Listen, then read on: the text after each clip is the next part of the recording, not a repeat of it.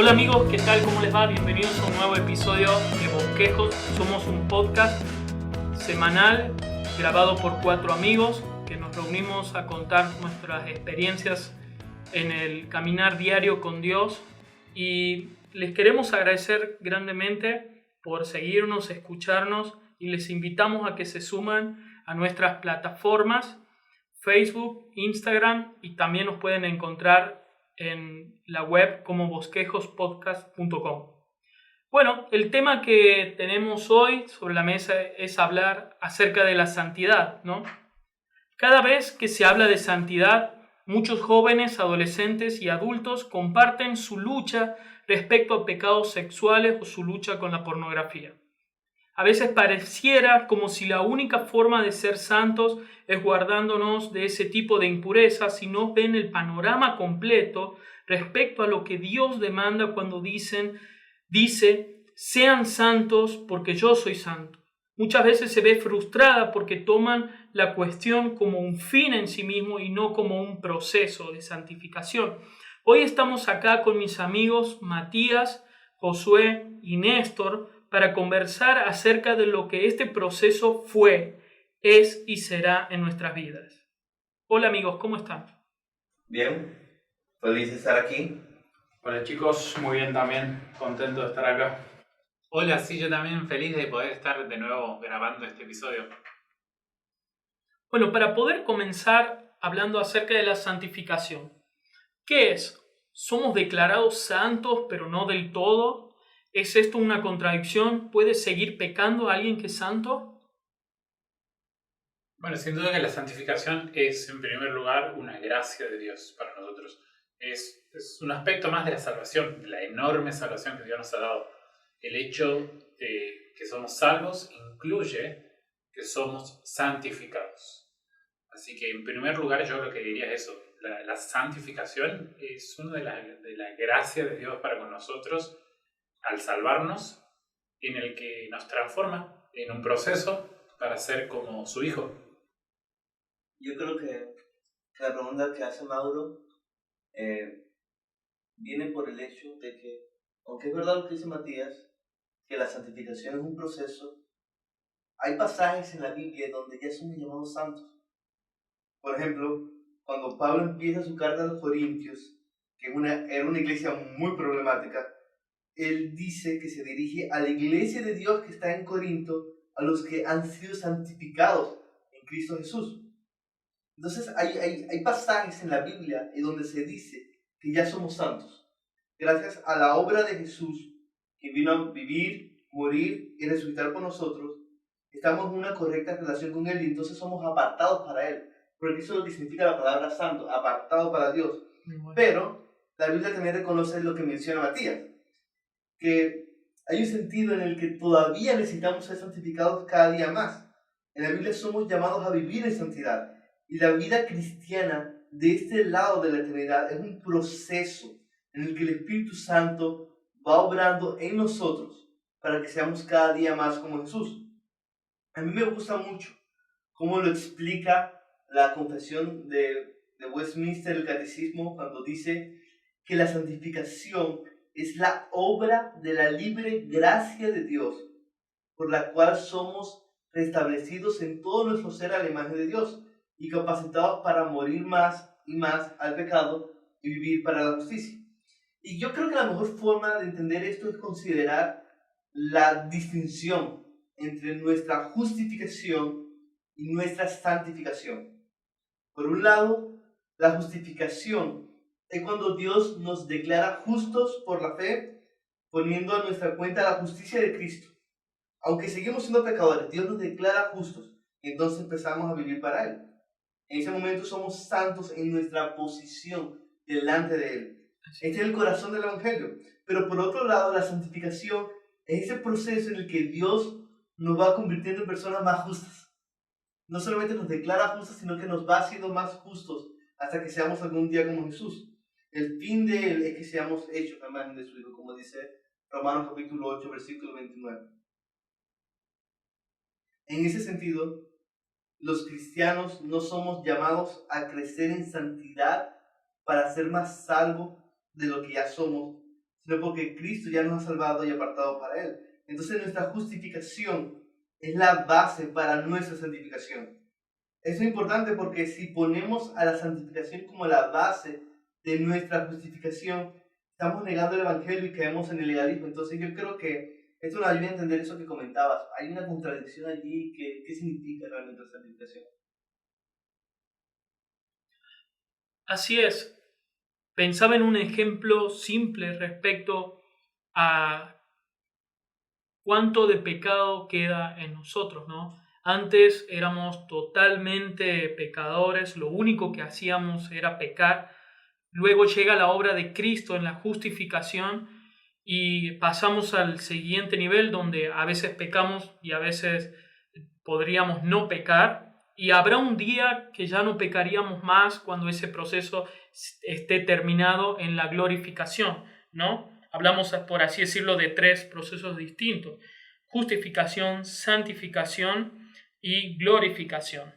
Pero en el medio, en este proceso en el que estamos los que ya creímos en el Señor y fuimos declarados justos, ¿de quién depende nuestra santificación? ¿Es deber nuestro o se ocupa Dios de ella? ¿Podemos culpar a Dios de que no estoy siendo lo suficientemente santo?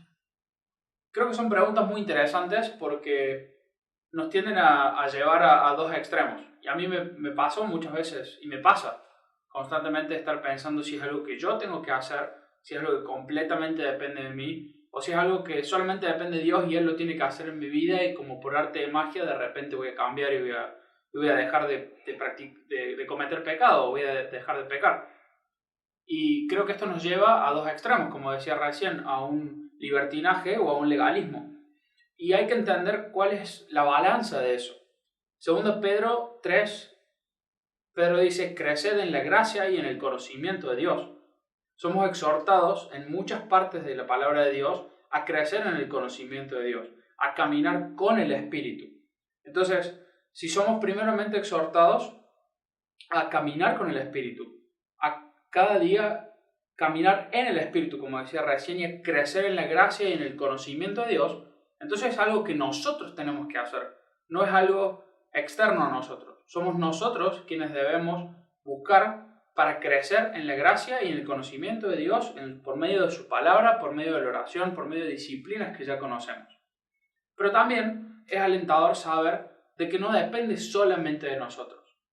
Me gusta mucho en Filipenses 1:6, cuando Pablo les dice: el que comenzó en ustedes la buena obra será fiel en completarla. Entonces, me gusta ver eso porque es Dios el que comenzó la buena obra en nosotros. No somos nosotros los que por nuestras propias fuerzas estamos trabajando y por nuestras propias fuerzas estamos logrando el crecimiento. Es Dios. Entonces creo que es una tarea conjunta, donde de mi parte tengo que poner lo que Dios me pide que haga, pero también tengo que confiar en que Dios está obrando. En Efesios 5 se les exhorta a los de la iglesia de Éfeso, justamente: andad en el Espíritu y no satisfagáis los deseos de la carne.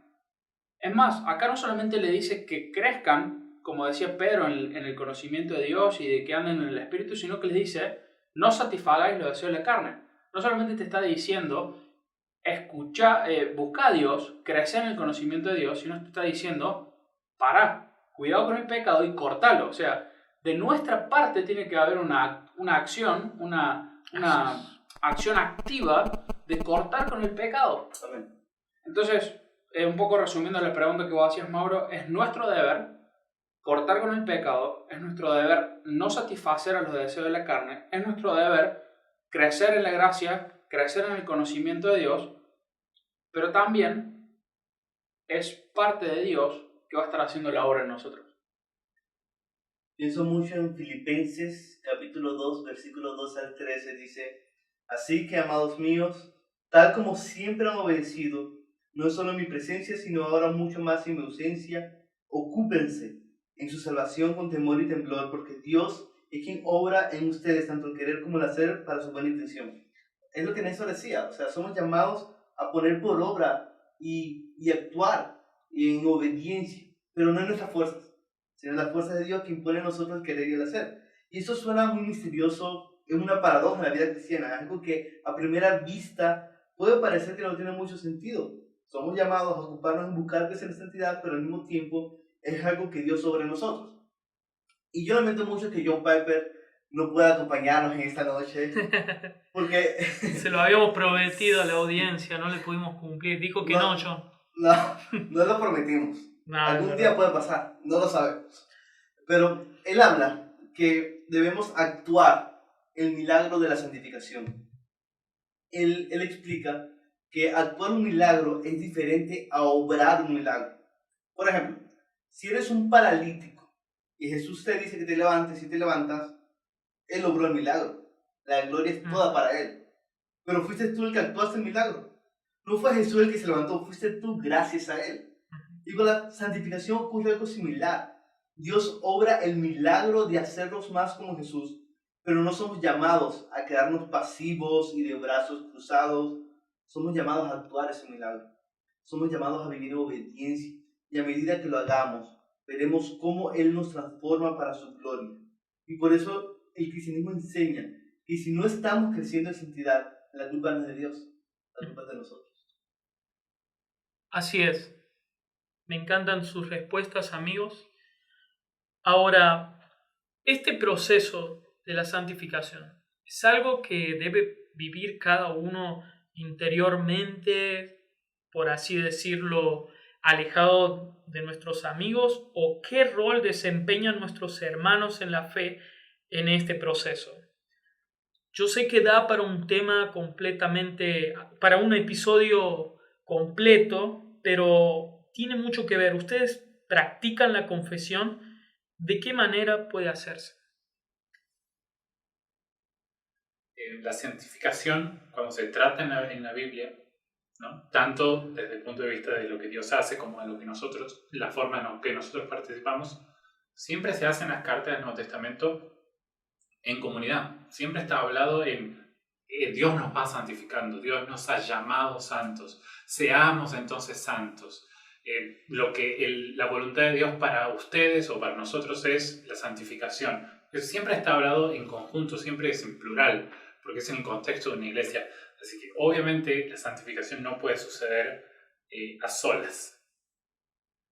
Creo que sumando a lo que dice Mati, me lleva a Efesios 4, versículos 15 y 16, cuando dice Pablo, sino que siguiendo la verdad en amor, crezcamos en todo aquel que es la cabeza, esto es Cristo, de quien todo el cuerpo, bien concertado y unido entre sí por todas las coyunturas que se ayudan mutuamente, según la actividad propia de cada miembro, recibe su crecimiento para ir edificándose en amor. Entonces, creo que acá Pablo abarca mucho sobre este tema. Habla de que no es solos, o sea, no vamos a poder crecer, no vamos a poder seguir la verdad y crecer en Cristo solos. Es en grupo, es un cuerpo, como decía Mati, es la iglesia. Entonces, solos no vamos a poder. Pero creo que también es fundamental tener hermanos maduros, hermanos con confianza, para justamente poder cumplir lo que dice acá, siguiendo la verdad en amor. Porque necesitamos gente que nos diga cuándo estamos errando. Necesitamos gente que nos confronte con la palabra de Dios, que nos diga la verdad que nos hace falta, de que eso no está bien, pero también la necesitamos en amor. Creo que para poder hacer una confrontación, uno de los ejemplos que a mí más me gusta es Natán yendo a David, ¿no? Primero llegándose a su corazón como una relación personal, dándole un ejemplo que sabía que David lo iba a poder empatizar muy rápido. Y después, ¡pum!, lo confronta. Después le dice la verdad, lo cruel, lo duro. Ese sos vos. Necesitamos, creo que, hermanos como Natán, que vengan de esa forma, con ese amor, con amigos que tengan ese amor para decirnos las cosas, pero que no se achiquen para decirnos la verdad. Mauro, déjame contarte la historia de un pastor que tenía una oveja. No, mentira. No. Me encanta lo que dice Néstor, porque nosotros no podemos ver todo nuestro pecado por nosotros mismos. Necesitamos también opiniones de nuestros hermanos, una mirada externa, objetiva muchas veces de nosotros mismos que nos puedan ayudar a crecer. Y también está el hábito de poder confesar nuestros pecados los unos a los otros. ¿Ustedes lo practican? La confesión, la verdad que me ha hecho mucho bien porque a veces estuve como muy ensimismado en mis propios problemas, en mis pecados, y uno tiene miedo, yo tenía miedo de ir y contárselo a otro, era exponerse demasiado. Pero he descubierto la belleza y el tesoro de poder hacerlo con amigos míos que son más grandes que yo, han vivido mucho más que yo y han vivido etapas como la mía. Entonces poder hablarlo con ellos ha sido muy edificador para mí, porque ellos han sido muy empáticos, no solamente en saber de cómo se siente tal o cual pecado, tal o cual lucha, sino especialmente en lo frágil, en lo frágil que es contarlo, lo vulnerable que uno se presenta cuando confiesa sus pecados. Entonces, la verdad es que ha sido de mucha ayuda para mí. Y sus consejos, con su experiencia y lo que ellos han vivido, y también el amor de hermanos, ha hecho que puedan aconsejarme de una manera muy puntual, ¿no? No es un tipo de... Cuando hay confesión, los consejos y las ayudas no son para nada genéricas. Son muy puntuales, son muy abiertas y son muy interesadas. Siempre hay un seguimiento. Por lo menos esa ha sido mi experiencia. Es genial que menciones esto del seguimiento, porque ese debe ser uno de los aspectos positivos o más lindos acerca de la confesión, que un hermano, que te puedas sentir acompañado en tus luchas, en tus cargas, que un hermano ore por vos, y eso de exteriorizar, ya has empezado un combate, una lucha contra ese pecado en ese momento, ya te has humillado a vos mismo, ¿no? ¿Qué podrían compartir de sus jóvenes vidas respecto a ciertos procesos que Dios ha ido obrando, o mejor dicho, santificando en sus vidas hasta ahora? ¿Han surgido nuevas luchas? Mi esposa puede responder esta pregunta sobre mí mejor que yo, pero si algo puedo decir es que cuanto más camino con el Señor, aunque sé que por su gracia he dejado muchos pecados atrás, de cierta forma, cada día puedo sentirme más pecador. Es como el relato de Isaías, en Isaías 6, que cuando ve al Señor en su gloria, dice: ay de mí que soy pecador, pues soy hombre de labios inmundos. Cuando conoció mejor a su Señor, supo exactamente cuál área de su vida estaba corrompida y necesitaba ser cambiada. Y lo mismo ocurre en la santificación. Cuanto más caminas con Dios y lo conoces, más te vas a dar cuenta de cuán pecador eres en áreas que tal vez no habías considerado antes. En parte es por eso que yo necesito volver una y otra vez al Evangelio, como si fuese mi primer día de creyente. Y necesito recordar que soy adoptado por gracia, porque si no me aferro al Evangelio, yo colapsaría bajo el peso de lo mucho que todavía necesita ser cambiado en mí. Entonces, respondiendo a tu pregunta, Mauro, yo no diría que hay nuevas luchas en mi corazón a medida que busco vivir para Dios, sino que más bien el Señor va revelando cosas pecaminosas en mi vida que yo no veía así. No es que surgen nuevas luchas y nuevos problemas y nuevos pecados, sino que ahora aprendo a identificarlos para llevarlos a los pies del Señor, descansar en Él y por su gracia actuar en milagros de mortificar el pecado mientras espero el día en que ya no seré un pecador. Este proceso es doloroso, pero creo que somos tan pecadores que no es suficiente que Dios nos diga que somos pecadores. Él tiene que mostrarnos el pecado en nuestra vida para convencernos que sí somos pecadores y que entonces podamos depender más de su amor. Y yo creo que esta es una marca de por la gracia de Dios, conocer cada día más su santidad. Aprecio mucho lo que decís, Josu. Y por último, antes de terminar, sabemos de que este proceso de santificación es doloroso, como bien decías vos, Josu. ¿Qué consejos de ánimo o tal vez una exhortación podrían darle a un oyente que ha estado batallando en su vida por anhelar la santidad y en este momento se encuentra un tanto desalentado. Sigue nuestro podcast. Ah, No, mentira. Dos exhortaciones. La primera, predícate el evangelio a ti mismo. Medita en la gracia de Dios. Recuerda lo que Jesús hizo por ti. Eso es lo que te va a llevar a buscar la santidad con alegría. Al mismo tiempo te brindará consuelo y paz cuando veas que aún te falta mucho por crecer. Gozarnos en que no necesitamos crecer en santificación para que Dios nos ame es la clave contraintuitiva para buscar la santidad con alegría y no con un corazón legalista. La segunda exhortación va de la mano con la primera. Recuerda que Dios va a terminar lo que pasó en ti. Espérate a Él, ten esperanza.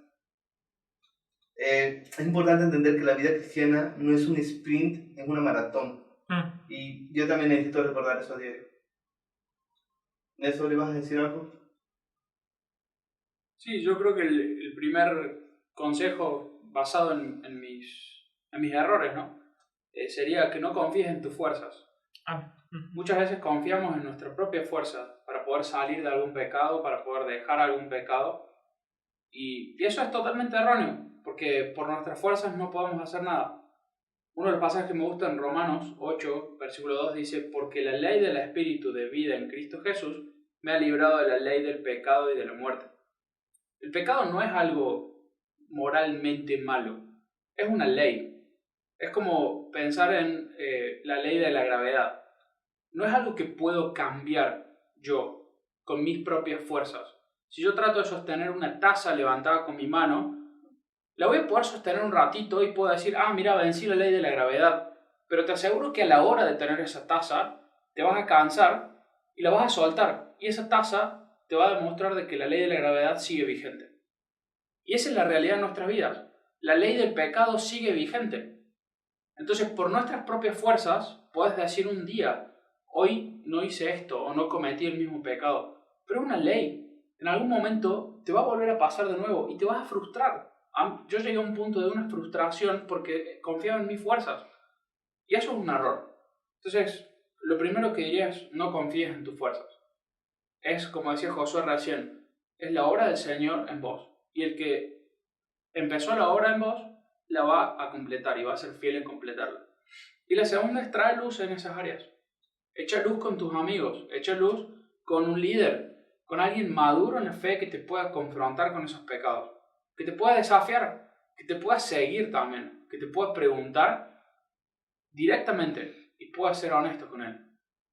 Y no va a estar mal si le decís: no, hoy fallé de nuevo, porque es parte de esta santificación que estábamos hablando, de esta santificación progresiva, que es un proceso en nuestras vidas.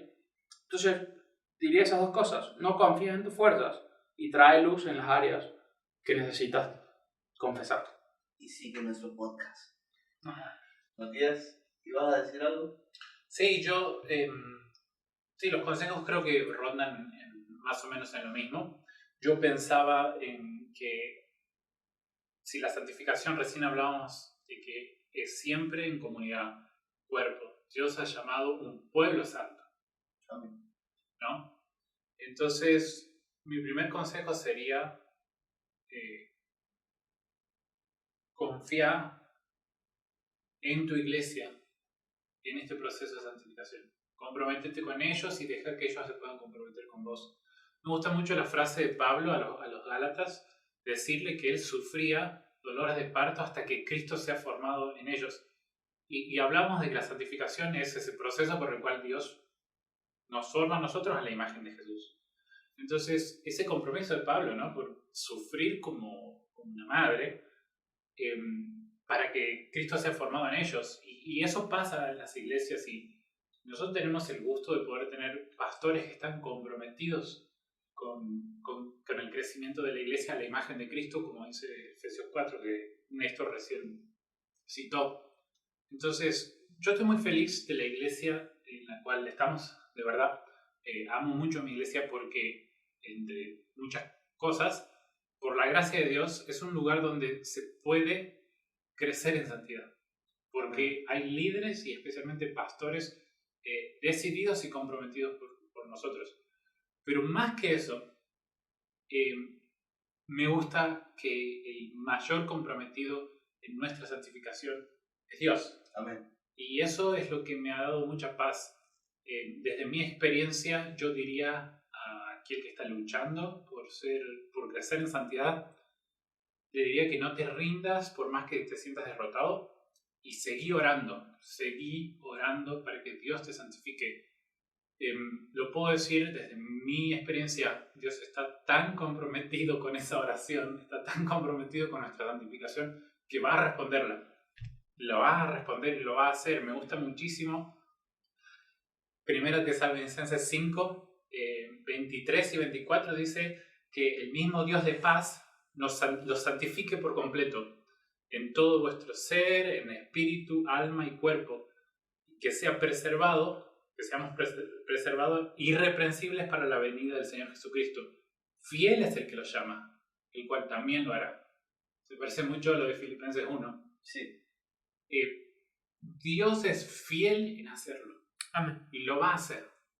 Y la evidencia más grande de que Él quiere hacerlo y lo va a hacer es que Él dio a su Hijo por nosotros. Romanos 8:32 dice que el que no escatimó a su propio Hijo, sino que lo entregó por todos nosotros, ¿cómo no nos va a dar con Él todas las cosas? ¿Cómo no va a desear nuestra santificación? ¿Cómo no va a estar a nuestro lado para apoyarnos? ¿Cómo no va a estar a nuestro lado para confrontarnos, para guiarnos, para conducirnos, para mostrarnos cada día más de su amor? Me encanta todo esto que hemos hablado, porque en verdad creo que cuanto más lo entendemos, más gozo vamos a sentir al comprender cada día un poco más lo grande que es el amor de Dios. Sí. Así es, amigos, somos bosquejos, no somos la obra terminada. Dios no ha terminado su obra en nosotros y estamos acá para compartirles justamente este proceso nuestro en donde Dios ha ido obrando en nuestras vidas. Síganos para escuchar más capítulos. Si les ha gustado este episodio, compártanlo en sus redes, con sus amigos. Y muchas gracias por seguirnos. Nos vemos la próxima semana.